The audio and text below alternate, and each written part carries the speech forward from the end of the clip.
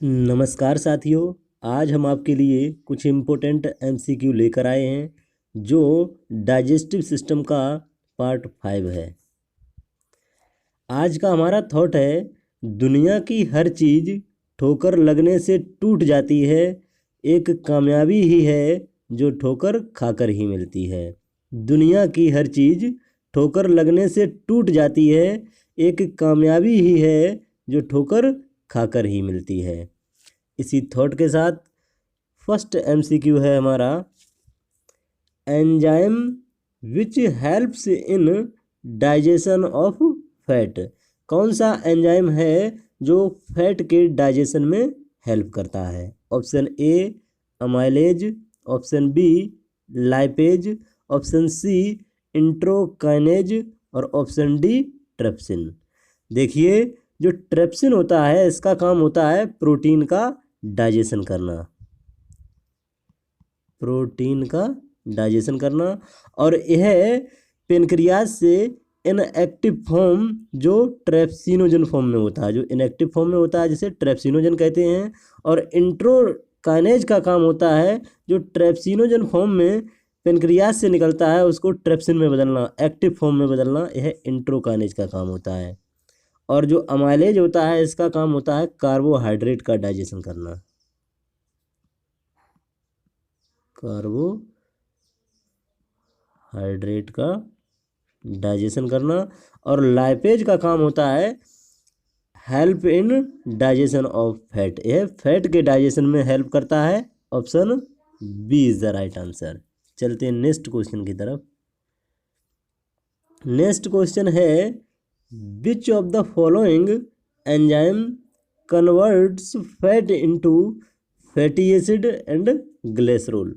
कौन सा एंजाइम है, दिए गए एंजाइम में से कौन सा एंजाइम है जो फैट को फैटी एसिड और ग्लिसरॉल में कन्वर्ट करता है? Option A lipase, option B trypsinogen और ऑप्शन सी सिलेबरी अमाइलेज और ऑप्शन डी बाइल। देखिए, जो बाइल होती है इसका प्रोडक्शन लीवर के द्वारा होता है और यह गाल ब्लैडर में स्टोर होता है जो फैट का इमल्सिफिकेशन करता है। जो सिलेबरी अमाइलेज होता है यह स्टार्च या कार्बोहाइड्रेट का डाइजेशन करता है। और जो ट्रेप्सिनोजन होता है यह पेनक्रियाज से इनएक्टिव फॉर्म में सीक्रेट होता है। और जो लाइपेज होता है इसका काम होता है कि फैट को फैटी एसिड में बदलना और ग्लिसरॉल में बदलना, यानी फैट का डाइजेशन करना। तो option A is the right answer. चलते हैं नेक्स्ट क्वेश्चन की तरफ। नेक्स्ट है, which of the following enzyme is not involve in the digestion of carbohydrate? नीचे दिए गए में से कौन सा एंजाइम है जो कार्बोहाइड्रेट के डाइजेशन में इन्वॉल्व नहीं होता है? Option A lactase, option B amylase, option C sucrase और ऑप्शन डी लाइपेज। देखिए, जो लैक्टेज होता है यह लैक्टोज का डाइजेशन करता है और जो अमाइलेज होता है यह स्टार्च का डाइजेशन करता है और जो सुक्रेज होता है यह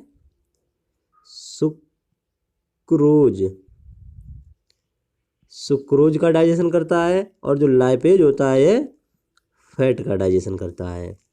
देखिए, जो लैक्टोज और सुक्रोज ये दोनों डाइसैक्राइड हैं और जो स्टार्च होता है यह पॉलीसैक्राइड होता है। ए बी सी तीनों कार्बोहाइड्रेट हैं और जो लाइपेज होता है यह फैट का डाइजेशन करता है, ना कि कार्बोहाइड्रेट का।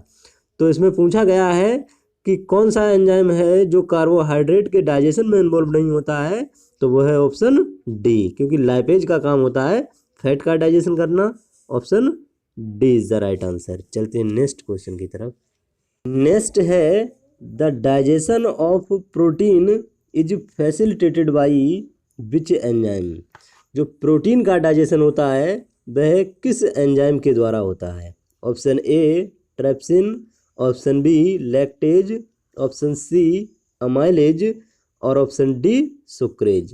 देखिए, जो सुक्रेज होता है यह सुक्रोज का डाइजेशन करता है और जो अमाइलेज होता है यह स्टार्च का डाइजेशन करता है और जो लैक्टेज होता है यह लैक्टोज का डाइजेशन करता है। लैक्टोज का डाइजेशन करता है। और ट्रेप्सिन जो होता है यह प्रोटीन का डाइजेशन करता है। तो जो प्रोटीन के डाइजेशन में कौन सा एंजाइम हेल्प करता है? Trypsin. Option A is the right answer. Lactase, amylase और सुक्रेज ये तीनों कार्बोहाइड्रेट के डाइजेशन में हेल्प करते हैं और ट्रेप्सिन जो है वह प्रोटीन का डाइजेशन करता है। Option A is the right answer. चलते हैं नेक्स्ट क्वेश्चन की तरफ। नेक्स्ट क्वेश्चन है which inactive digestive enzyme is present in pancreatic juice. कौन सा जो डाइजेस्टिव एंजाइम है वह पेनक्रिएटिक जूस से इनएक्टिव फॉर्म में होता है। Option A trypsinogen, option B rennin, option C ptyalin और ऑप्शन डी इरेप्सिन। देखिए जो इरेप्सिन होता है यह इंटेस्टाइनल जूस में पाया जाता है जो पेप्टोन को अमीनो एसिड में बदलता है। पेप्टोन्स को अमीनो एसिड में बदलता है। और जो टाइलिन होता है इसका काम होता है स्टार्च का डाइजेशन करना, यानी कार्बोहाइड्रेट का डाइजेशन करना। और जो रेनिन होता है किडनी से सीक्रेट होता है जो ब्लड प्रेशर के मेंटेन में हेल्प करता है। और जो पेनक्रिएटिक जूस से इनएक्टिव फॉर्म में जो एंजाइम होता है वह trypsinogen. Option A is the right answer. चलते हैं नेक्स्ट क्वेश्चन की तरफ। नेक्स्ट है which of the following structures carries bile and pancreatic juice to the duodenum. नीचे दिए गए ऑप्शन में से कौन सा स्ट्रक्चर है जो बाइल जूस को और पेनक्रिएटिक जूस को ड्यूडेनम में ले जाता है।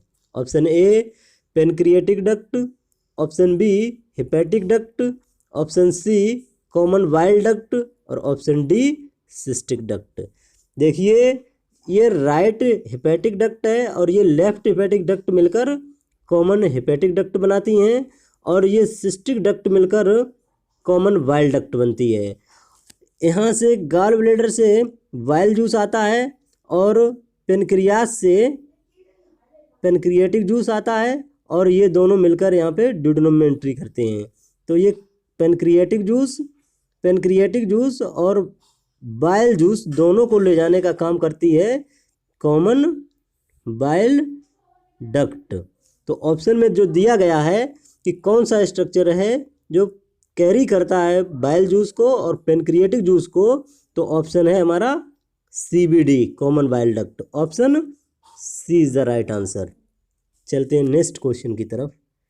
नेक्स्ट है islets of Langerhans are rich in which portion of pancreas. जो पेनक्रियाज होती है वह किस जगह पर रिच होती है इजलेट ऑफ लैंगरहेंस से। Option A body, option B tail, option C head और ऑप्शन डी अनसिनेटेड प्रोसेस।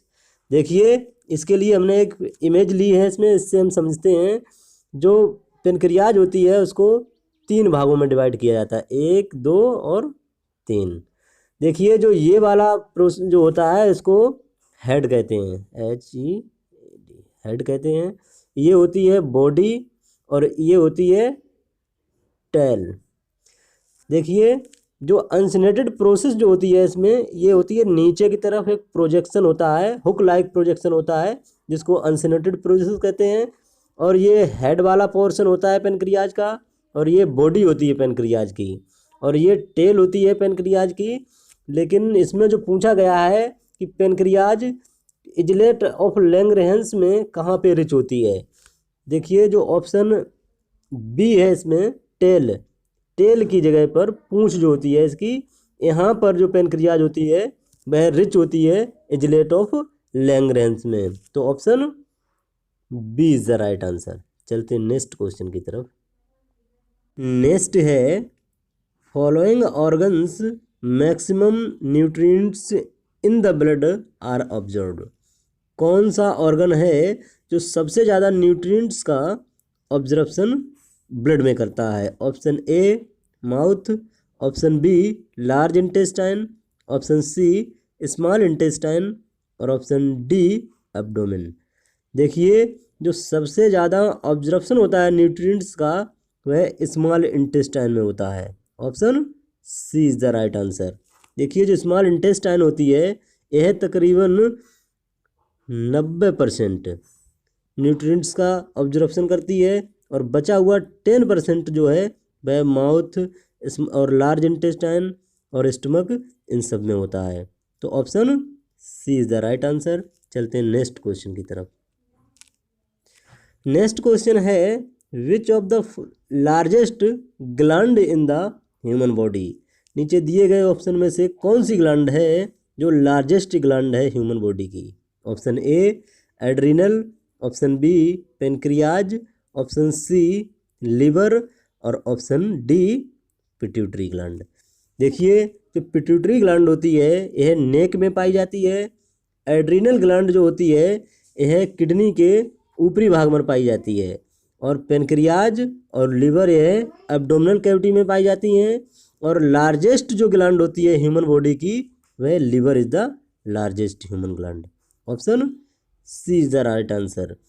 जो स्किन होती है बॉडी का सबसे लार्जेस्ट ऑर्गन स्किन होती है, उसके बाद liver second largest organ of the body है। तो option C is the right answer. चलते हैं नेक्स्ट क्वेश्चन की तरफ।